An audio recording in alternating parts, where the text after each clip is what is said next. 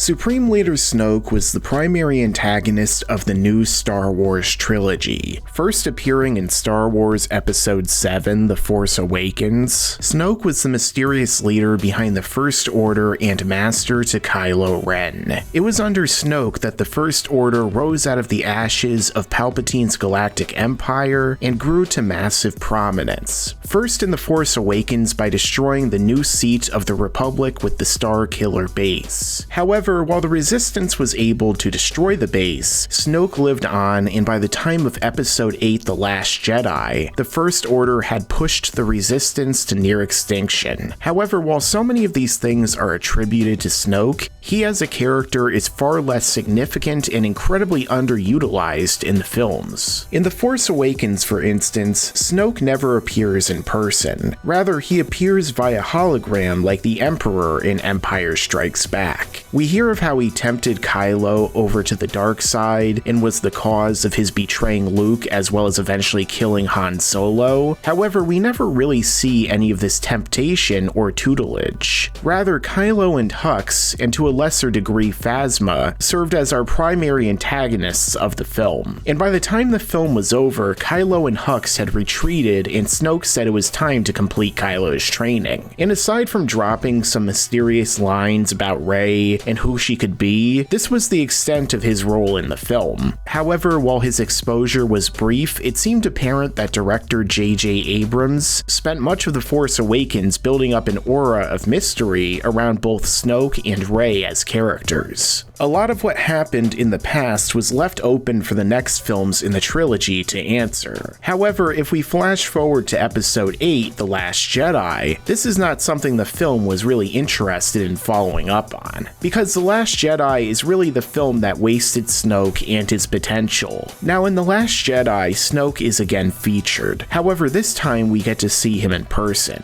We also get to see his ship, his throne room, and learn more of what has happened in the short time since. Now obviously others have done videos about how the timeline and the events of The Last Jedi and Force Awakens don't exactly line up, but I have to touch on it here as well. Last we saw, Snoke was telling Hux to bring Kylo to him so that he could finish Kylo's training. Yet in this film, Snoke is chastising Kylo, and again we see no real training take place. On top of this, it seems a little ridiculous that Snoke and the First Order have pushed the Resistance to the brink, and things seem bleak when the last film clearly went out on a victorious note, and that's just another thing that shows the clear disconnect between these two films. However, we do get to learn of Snoke's force powers and their extent, and during the film, Snoke is demonstrated to be incredibly powerful. He's able to create a force connection between Rey and Kylo's minds across the galaxy so they can communicate, and Rey can begin to sympathize with Kylo.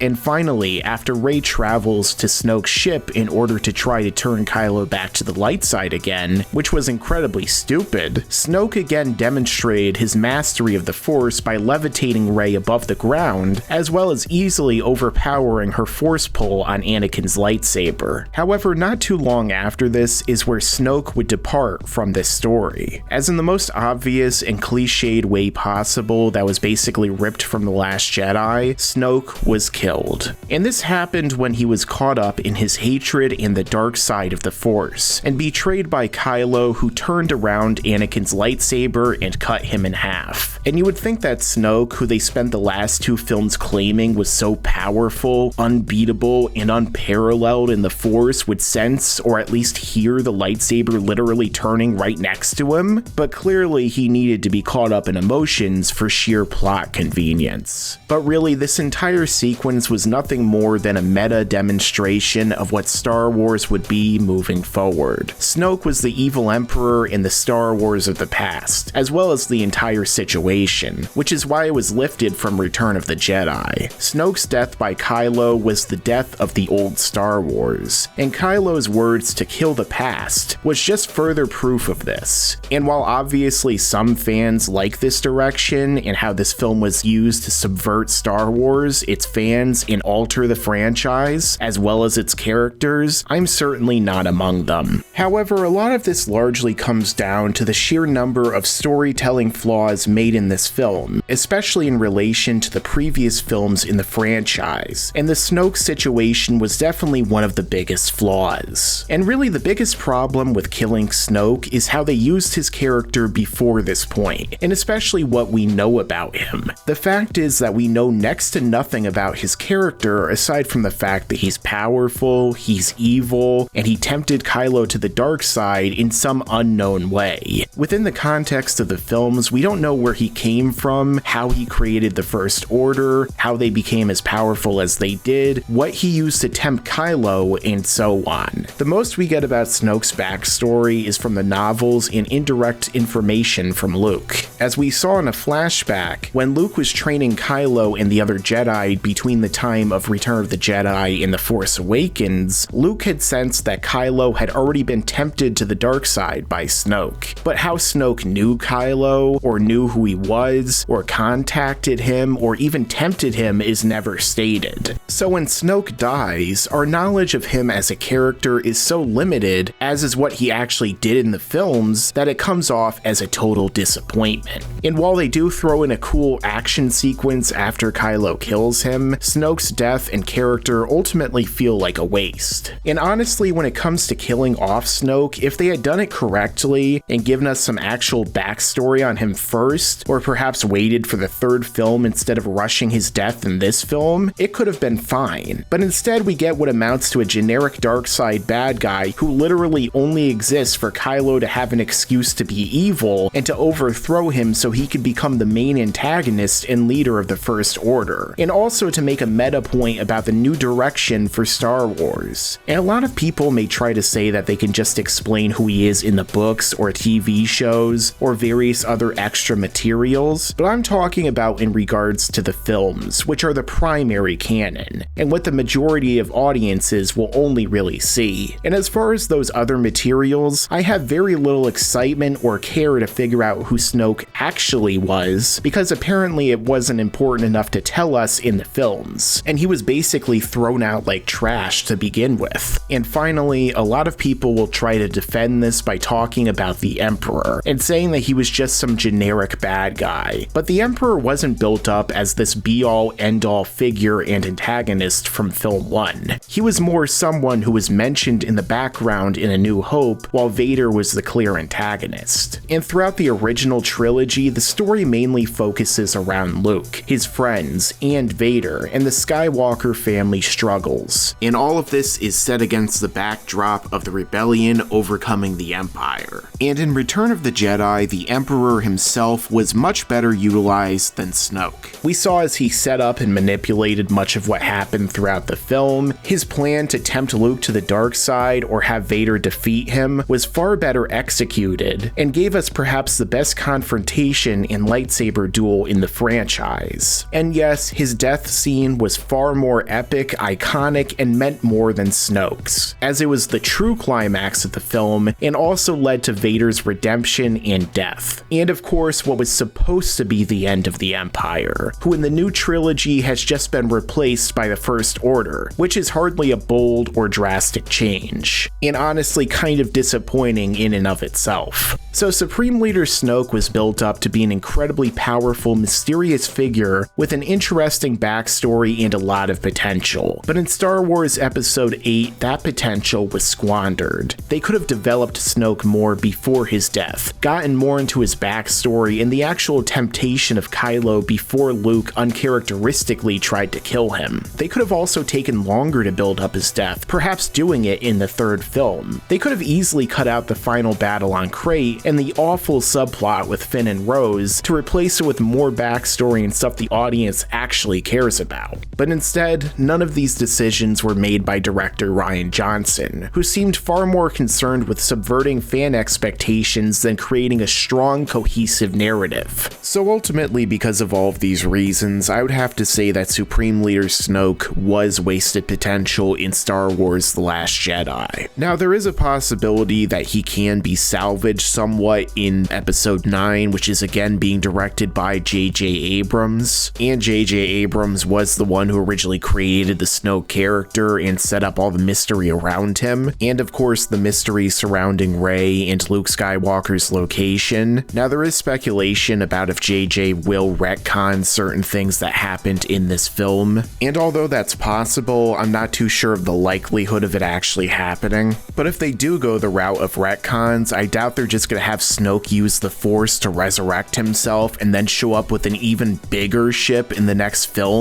I mean, that could be a little bit too ridiculous, even though Darth Maul basically already did that, but again, Darth Maul himself was basically a wasted character. But I think that JJ could certainly take the opportunity to have characters explain a lot more about Snoke's backstory and possibly give us some flashbacks that show Kylo Ren and Snoke training, as well as how Kylo made his way to Snoke in the first place, joined with the Knights of Ren, and various other questions that were left unanswered in The Last Jedi. Now again, I'm sure a lot of this is being saved for the novelizations and other possible spin-off projects in the future, and that's just something that's a part of the Star Wars franchise and has always really been a part of it, going back to the EU. However, in the end, the films will always serve as the primary canon, and everything else will really be a reflection of them. So an incredibly important character that you introduce in a film should be fleshed out enough within the films to where we care enough about them before we go to read these extra materials such as the novels, the comics, or watch whatever upcoming Star Wars series is in production. But in terms of Supreme Leader Snoke, I'm not too sure the films have done everything they could with his character. And unless Episode 9 or another future movie changes that, it seems that Supreme Leader Snoke will remain wasted potential in the Star Wars franchise. Make sure to subscribe to this channel and enable notifications so you can see all of my content right away when it comes out. Yes, and you'd better subscribe and enable those notifications.